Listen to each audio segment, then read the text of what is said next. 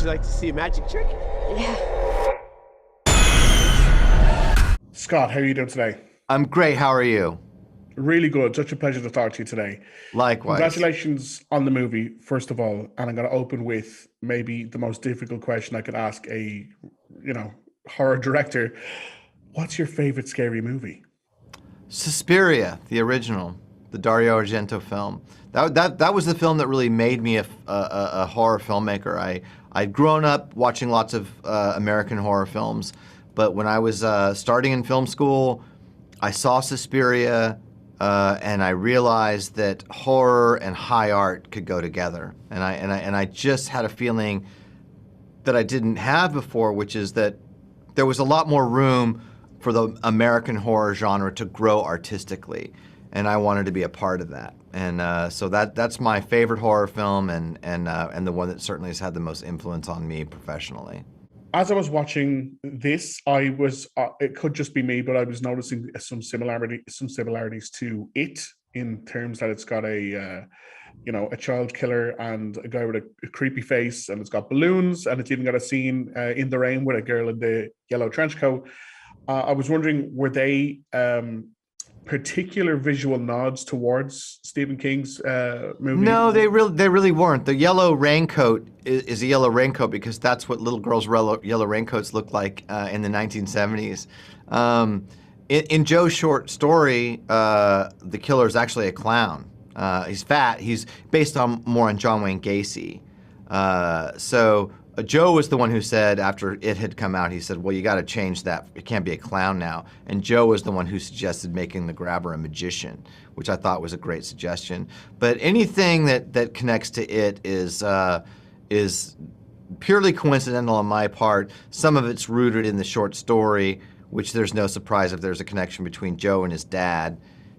So I'm sure that fathers and sons are going to write some stories with some similarities, but there was no conscious effort to create an homage or any kind of nods to that movie. For yourself, there's a term that goes around, and I don't know how I feel about it. It's called elevated horror, as if a certain type of horror movie can only be perceived a certain way.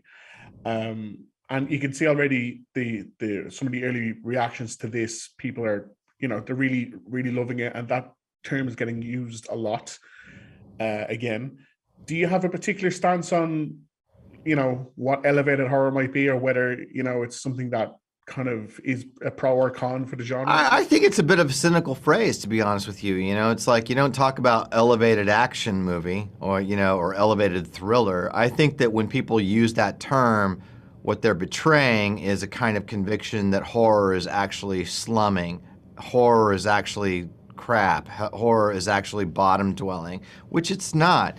Look, there's garbage movies in every genre, and sure, there's a lot of crappy, exploitation horror films that don't really merit consideration, but that's true. Again, that's true of every genre. So, do I believe in elevated horror? No, I think there's good horror films and bad horror films, and there's great horror films.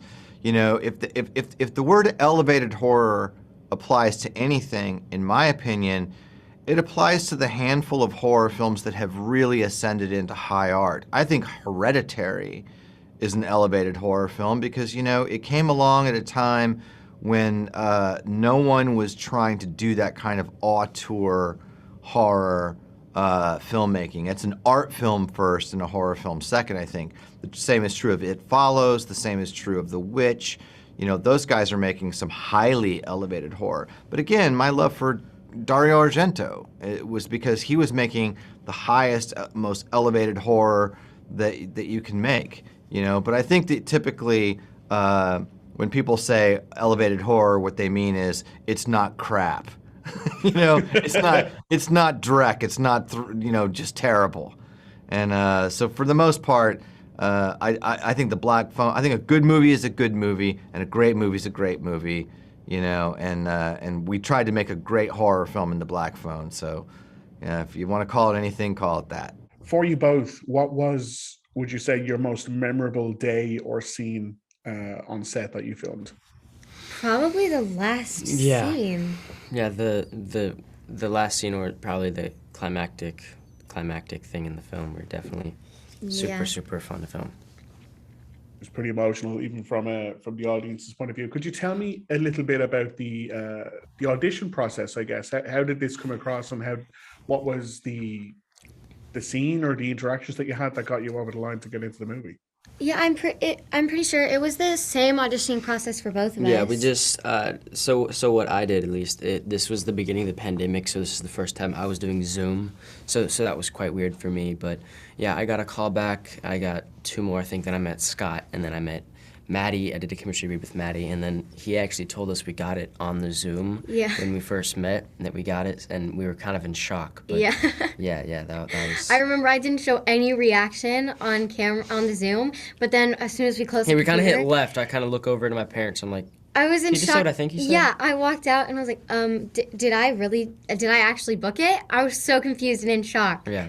When you're working with, there's some legends in there. Obviously, you've got Ethan and you've got director Scott, and you've got some amazing supporting cast. It must feel a little bit like a free film school while you're also working.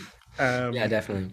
Were there particular kind of nuggets of information, or did you pick up anything from anyone? Like, did you see other people work and you're like, that's interesting, I'm going to keep that and use that next time? I got so much advice from Scott, Ethan, and Jeremy Davies, and I barely remember to start, but the one that I remember so much from Ethan is, for one of the basement scenes, is he had a scene in Sinister where he had to go kind of all out and kind of, scream a little bit, be really scared. Normally people try to like hide that emotion, so he told me that he just went for it, and it turned out great, and that helped me so much in the film. So With Jeremy, because I got to work with Jeremy quite a lot in the movie, but I realized, I noticed with him, whenever Scott says cut, he's so invested in his character that he kind of just stays like in the mood that his character would. But he's so incredibly nice, and it was awesome getting to work with him and Mason. Fantastic. Thank you so much for your time today, and congrats again on the movie.